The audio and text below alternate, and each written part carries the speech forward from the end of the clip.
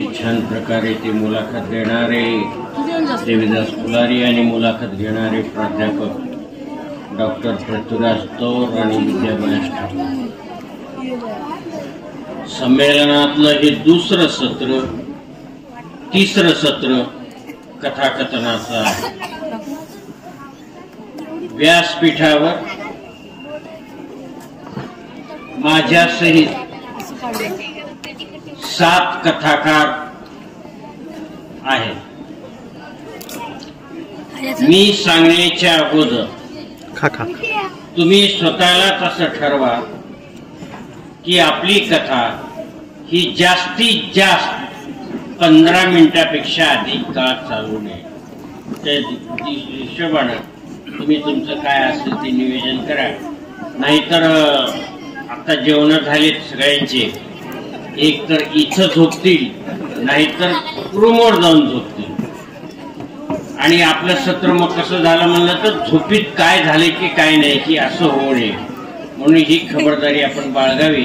खालून देवीदास फुलारी म्हणजे प्रत्येकाला वेळ ठरवून द्या. ठरवून देण्यापेक्षा मी तुम्हाला सांगतो, विनंती करतो की साहित्य संमेलनातलं कथन सत्र अतिशय चांगल्या प्रकारचं झालं, अशा प्रकारचा संदेश किंवा अभिप्राय त्यांच्याकडून ऐकण्यात यावा एवढी काळजी बाळगा म्हणजे झालं. धन्यवाद. नमस्कार. ज्यांची झोप झाली त्यांनी जरा हात वर करा, आणि ज्यांना झोप आले त्यांनी हात खाली करा.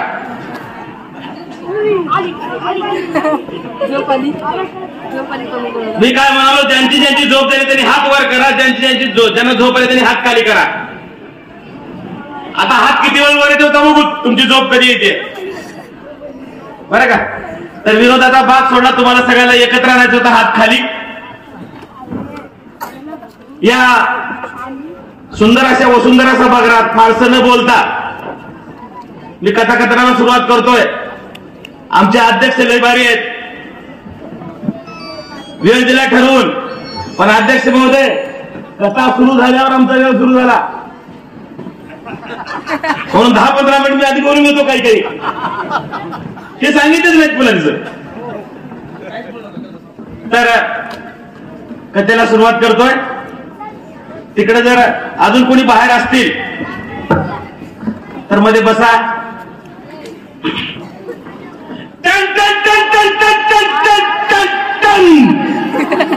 शाळेची घंटा वाजली आणि धर्म्या शाळेकडे निघाला. धर्म्याच्या पाठीवर दप्तर होतं. धर्म्या पाठीवर दप्तर घेऊन निघाला होता आणि धर्म्या शाळेचा गेट मध्ये आला. कोण दुर्भोग दिलं, धर्माच्या दप्तराला भोग पडलाय. एक आलं म्हणलं, अरे बोब रे, धर्माच्या दप्तराला भोग, धर्माच्या दप्तराला भोग.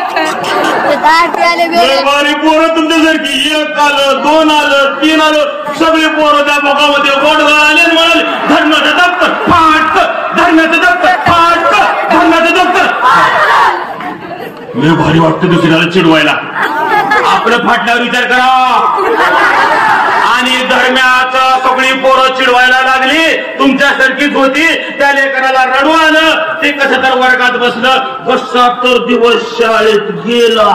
संध्याकाळ झाली. दरम्यान आपला घरी गेला. दप्तर कोपऱ्यात फेकलं आणि कंगीच्या कडला जाऊन बसला. संध्याकाळ झाली. आई शेताकडून आली. डोक्यावरचा भारा तिनं खाली टाकला. रांजणातलं पाणी घेतलं, डोळ्याला लावलं आणि रोजच्या म्हणजे म्हणायला गेली, धर्म्या. रोज धर्म्या म्हणल्या मायला येऊन बिलगाचा धर्म्या आज नव्हताच की. मायला दार काढलं, इकडं बघितलं, तिकडं बघितलं, धर्म्या दिसच ना. तिनं लाईट लावली, हे बघितलं तर काय, हे धार बसले पण गेलं जाऊन. मायनं विचारलं, माय काय झालं मग. योग बोलला होता, ए भाड्या खाजरी सारखी खारडायस. तरी धर्म्या बोलला. आता मात्र धर्म्याच्या आई बोलतोस काय. आता मात्र धर्म्या